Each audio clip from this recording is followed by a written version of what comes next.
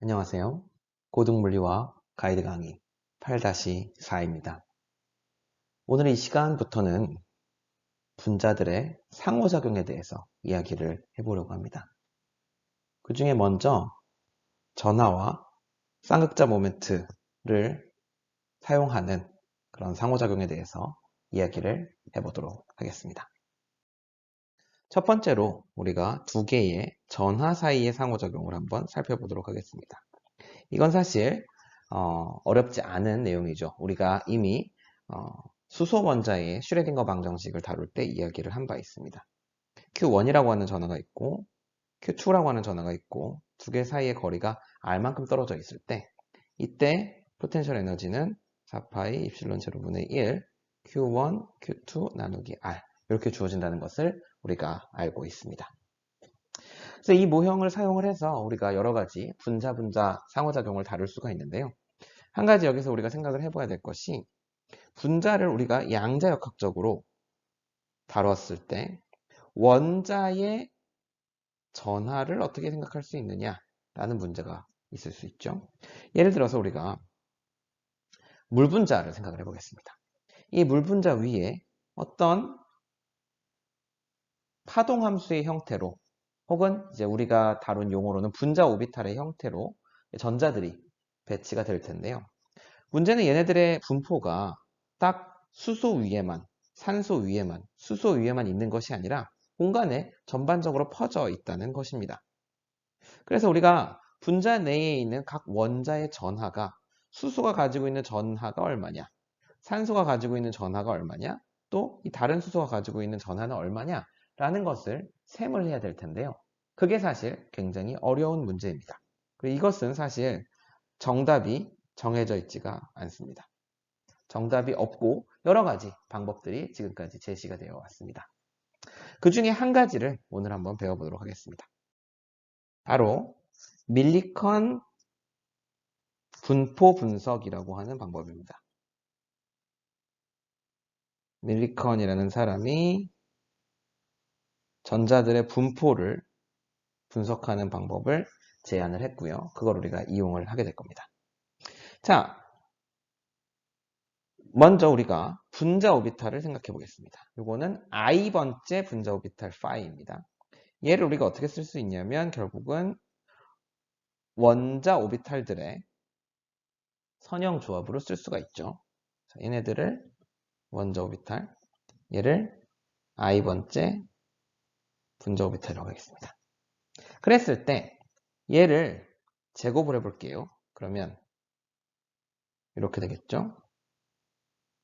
여기도 제곱을 하면 이렇게 될 거고요. 근데 제곱을 한다고 이 항들을 다 더해주는 게 끝나는 게 아니고, 예를 들어서 여러분 x 더하기 y에 제곱을 해주게 되면 이 녀석들의 제곱도 나오지만 여기에 이렇게 두 개가 크로스되어 있는 애들도 나오게 되죠. 그래서 우리도 그 녀석들을 써줘야 됩니다. C1i 스타 C2i 부사이 1 스타 부사이 2 더하기 역시 반대인 애들도 있겠죠. 부사이 1 부사이 2 스타 땡땡땡 이런 애들이 쭉 다 더해지게 됩니다. 다음으로 이제 뭐 해줄 거냐면 여기다가 적분을 해줄 겁니다. 그러면 적분을 해주었을 때 이 제곱의 형태들은 이미 다 확률 밀도를 나타내죠. 얘는 분자 오비탈의 확률 밀도, 얘네들은 원자 오비탈의 확률 밀도입니다. 그리고 이런 확률 밀도들은 다 정규화되어 있다는 특징이 있기 때문에 우리가 정규화가 끝났다고 생각을 하면 그냥 1이 될 거예요. 그리고 우변도 보면은 이렇게 될 거고 1이 되니까 이렇게 될 거고 그리고 여기를 보니까 이런 애들이 존재를 하는데 얘들이 뭐죠? 얘들이 우리가 앞에서 겹침 적분이라고 얘기했던 애입니다. S1, 2라고 하게 되면 우리가 이런 애를 겹침 적분이라고 우리가 불렀었죠. 그러니까 역시 이 적분을 해주고 나서 겹침 적분의 형태로 우리가 얘들을 얻게 됩니다. S1, 뒤에는 S1, 2, S21 이런 식으로 됐죠? 자, 그럼 의미를 한번 생각을 해보겠습니다. 이 분자 오비탈에 전자가 한 개 있었다면, 자, 그게 여기 좌변에 있는 겁니다. 한 개 있었다면, 그 한 개가 첫 번째 원자 오비탈의 요만큼, 두 번째 원자 오비탈에 요만큼 들어있을 거라는 얘기가 되고요. 그 다음에 이 뒤에 부분은 겹침이니까요. 이건 조금 이제 해석이 애매하긴 한데 첫 번째 원자 오비탈과 두 번째 원자 오비탈이 겹쳐져 있는 무언가의 전자가 조만큼 들어가 있다라고 우리가 해석을 해볼 수가 있습니다. 그래서 지금 여기서 분포라고 얘기를 하는데 이 분포가 뭐냐면 전자가 얼마만큼 분포하느냐라는 이야기가 됩니다. 자, 그런데 하나의 분자 오비탈에 전자가 하나만 들어가는 건 아니죠. 두 개 들어갈 수도 있죠. 스핀이 업, 다운이 가능하니까요. 그러니까 두 개가 들어갔다고 하면 여기다 곱하기 2를 해준 만큼씩 각각의 분포하게 된다. 각각의 오비탈에 분포하게 된다. 원자 오비탈에 분포하게 된다라고 우리가 생각을 해볼 수가 있습니다. 자, 지금 이 형태를 잘 봐주세요. 여기서 지금 이 앞에는 원자 오비탈의 번호, 그리고 뒤에는 분자 오비탈의 번호가 되겠습니다. 자, 그래서 지금 다룬 이 내용을 예를 통해서 한번 설명을 다시 한번 해드리도록 하겠습니다. H2 분자를 우리가 본다고 생각을 해봅시다. 자, H2 분자는 우리가 이렇게 그리죠. HA의 전자가 하나 있고 HB의 전자가 하나 있고 두 개가 쫀쫀쫀쫀쫀쫀쫀쫀해서 결합과 반결합을 형성하고 여기에 전자가 두 개 들어간다. 여기에 phi 플러스, 여기에 phi 마이너스 이런 식으로 우리가 얘기를 했었는데요. 자, phi 플러스 마이너스를 우리가 이원자 분자 다룰 때 이런 식으로 만들 수 있다는 것을 배운 적이 있습니다. 1SA 플러스 마이너스 1S B 이렇게 생겼죠. 자, 이제 뭘 해볼 거냐? 요거를 제곱을 해보겠습니다. 제곱을 해보면요.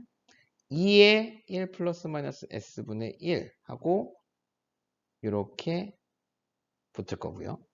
그 다음에 2의 1 플러스 마이너스 S분의 1 하고 또 얘가 붙을 거고요. 그 다음에 플러스 마이너스가 붙고 그 다음에 2의 1 플러스 마이너스 S분의 1 얘는 똑같게 붙고 이 경우에는 사이 1S A 스타 사이 1S B가 붙고 1 플러스 S분의 1 하고 사이 1S A 사이 1S B 스타 이렇게 붙게 될 겁니다. 맞죠? 자, 그럼 얘를 이제 적분을 할 거예요. 적분을 해보면 얘는 1이 됩니다. 정규화 때문에. 그 다음에 이제 우변을 잘 보세요. 얘는 여기서 적분을 할 때 요게 이제 적분을 하게 되면 얘가 적분을 했을 때 1이 돼서 2의 1 플러스 S분의 1이 되는데 요게 이제 의미하는 바가 뭐냐? 얘가 결국은 A 원자의 1s 오비탈에 올라가 있는 정도 이 분자 오비탈에서 요 A라고 하는 원자의 1s 오비탈에 올라가 있는 정도가 요만큼에 해당을 한다는 거죠. 더하기 또 하나의 이항이 나타나게 됩니다. 얘는 요 녀석을 적분했을 때 1이 되기 때문에 요게 남는데요. 얘는 뭐예요?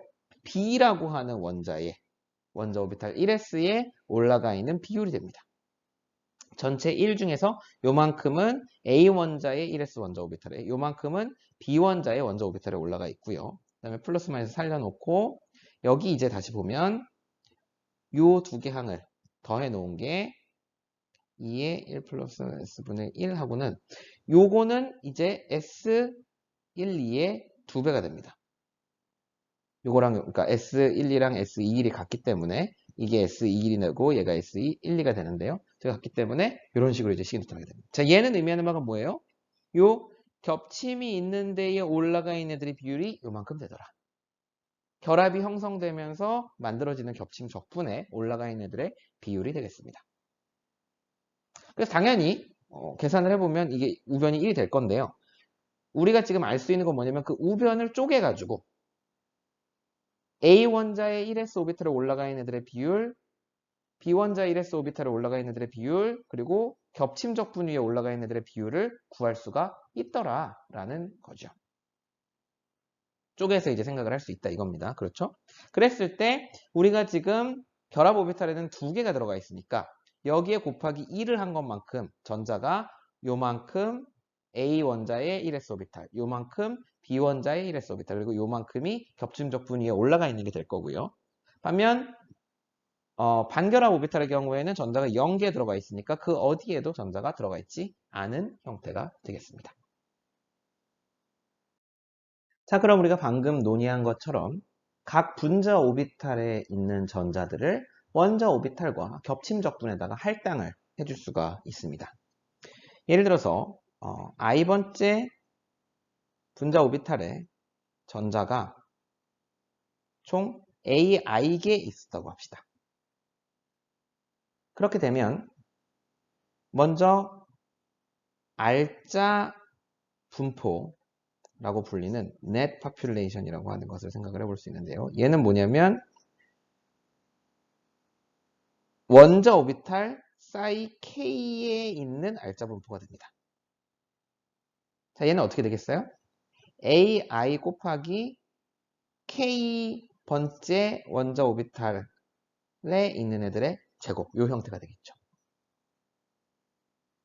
자, 그런데 분자 오비탈이 한 개만 있는 게 아니고 분자 오비탈이 여러 개가 있죠. 그러니까 지금 앞에서 H2 같은 경우에는 딱 2개 결합과 반결합 오비탈만 봤지만 사실 이제 분자 오비탈이 굉장히 여러 개가 있을 수가 있습니다. 그 분자 오비탈 각각에 대해서 특히 그 중에 이제 전자가 차 있는 애들에 대해서 원자 오비탈을 각각을 다 기여도를 더해주면 이렇게 우리가 식을 쓸 수가 있고요. 걔를 우리가 NK라고 쓸 수가 있습니다. 자, 여기서 의미하는 바는 뭐예요? 분자가 가지고 있는 분자 오비탈 여러 개 중에서 각 분자 오비탈별로 원자 오비탈에 들어가 있는 애들의 전자 비율을 다 더해 놓은 거예요. 됐죠? 마찬가지로 우리가 겹침 분포도 구할 수 있습니다. 얘는 뭐예요? 원자 오비탈 사이 K와 사이 L이 만들어내는 겹침 SKL에 존재하는 전자의 비율입니다. 얘는 오버랩 파퓰레이션이라고 우리가 이름을 붙일 수 있을 것 같습니다. 얘를 NKL이라고 우리가 쓰고요. 마찬가지로 더하고 그 다음에 전자수에다가 그 다음에 CKI, CLI 여기 스타 붙이고요.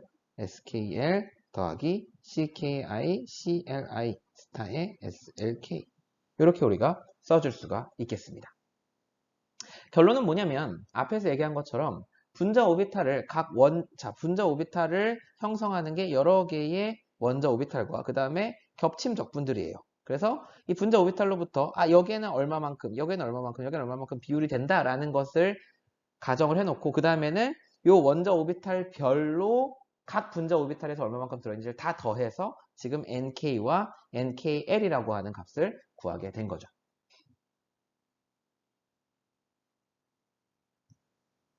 그러면 이걸 가지고 우리가 원자의 전하를 생각을 해볼 수가 있습니다. 우리가 어떻게 생각을 해볼 거냐면요.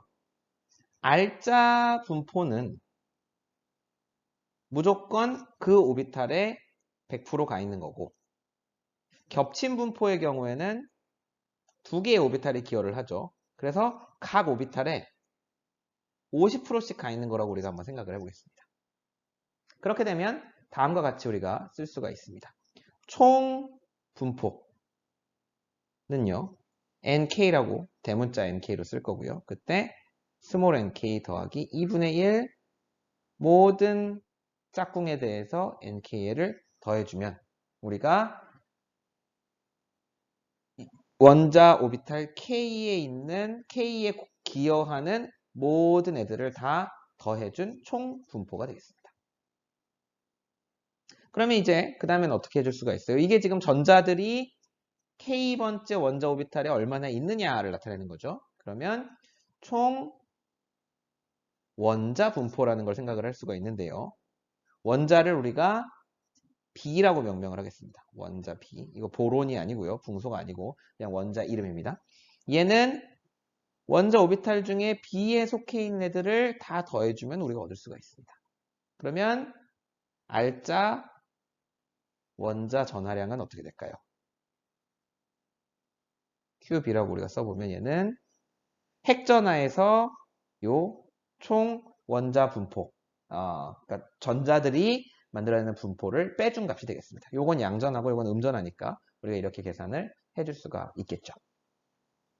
지금 이 밀리컨 분포 분석 방법은 한 가지 방법일 뿐입니다. 그리고 이게 항상 정확한 결과를 주는 것은 아니고요. 지금도 계속해서 다른 방법들을 사람들이 고민을 하고 있습니다. 그런데 어찌됐건 간에 우리가 원자핵 정보로부터 우리가 파동함수를 얻어냈잖아요. 그리고 그 파동함수로부터 우리가 각 원자의 전자가 얼마만큼 있는가를 계산을 해낼 수가 있습니다.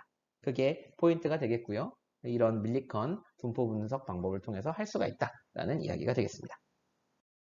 다음으로는요, 우리 쌍극자에 대해서 한번 이야기해 보도록 하겠습니다. 특히 우리는 전기적 쌍극자에 대한 이야기를 하게 될 건데요. 쌍극자는 다이폴이라고 영어로는 하고요. 어떤 식으로 이제 구성되는 것을 쌍극자라고 부르냐?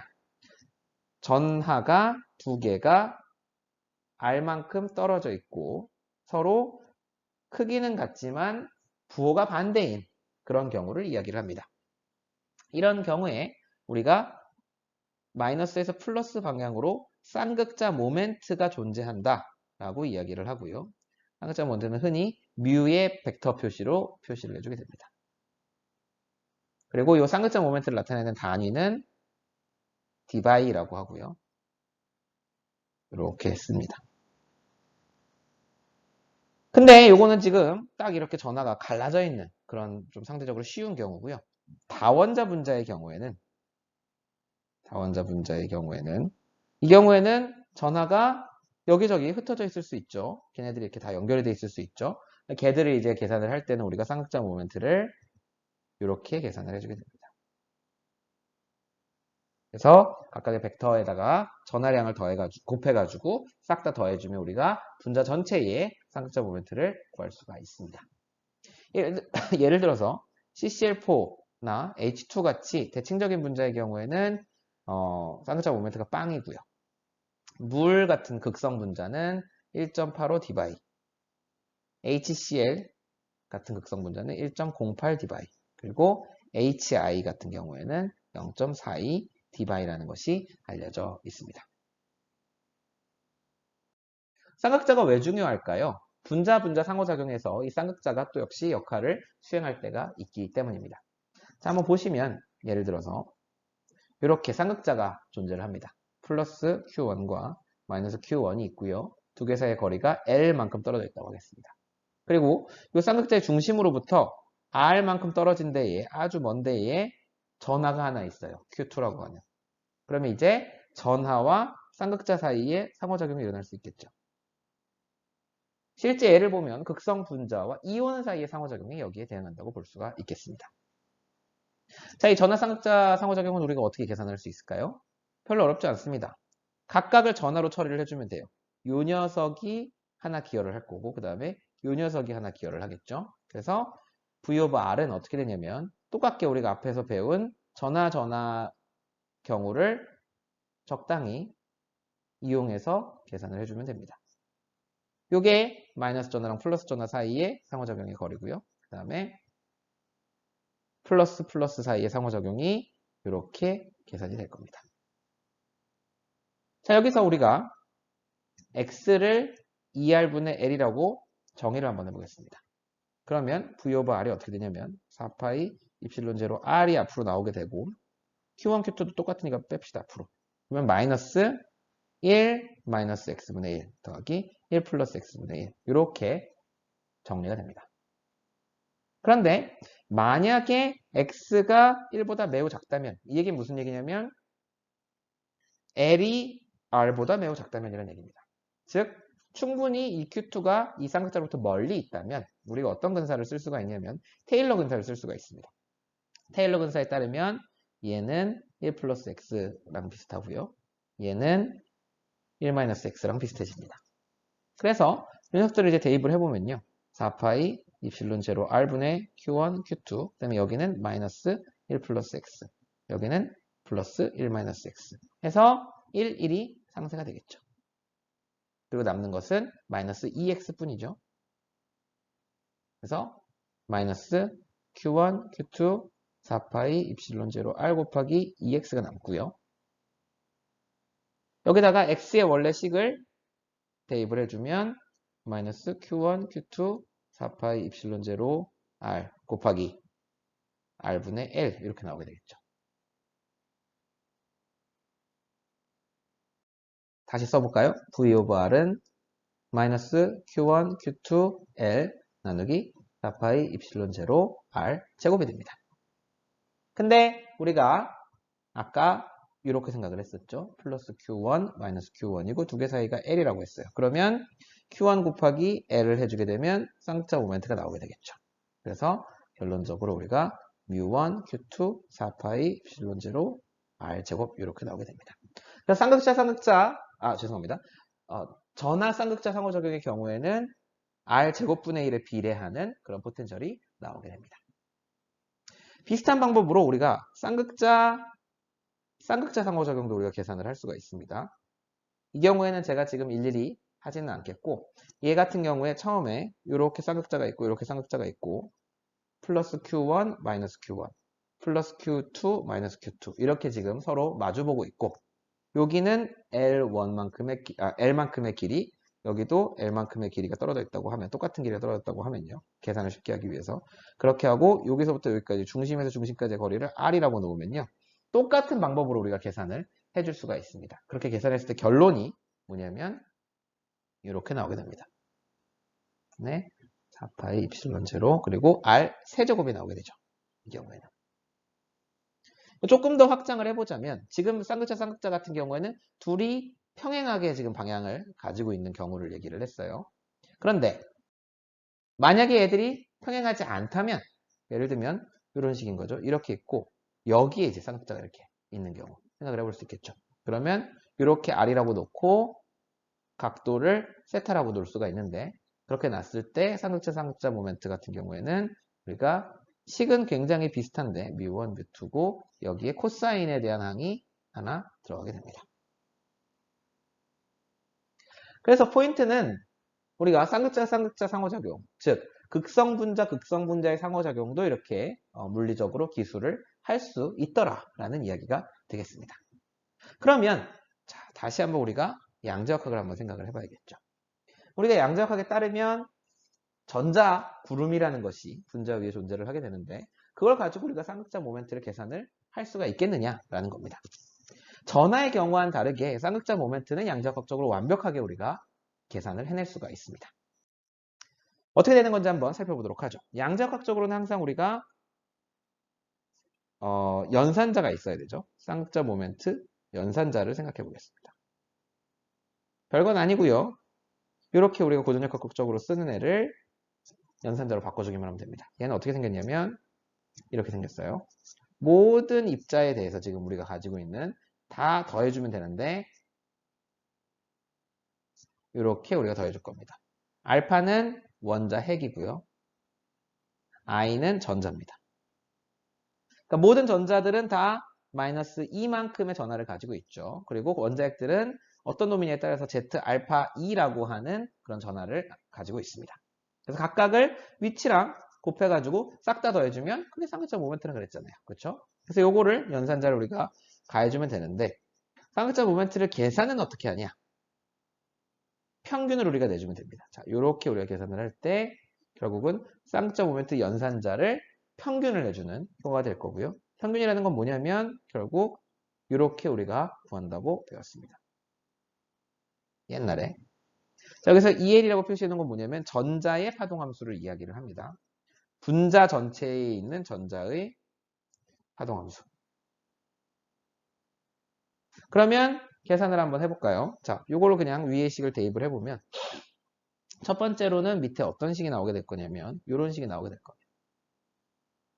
EL의 RI 사이 EL의 D타우 더하기 여기는 G알파, R알파에 대해서 그 다음에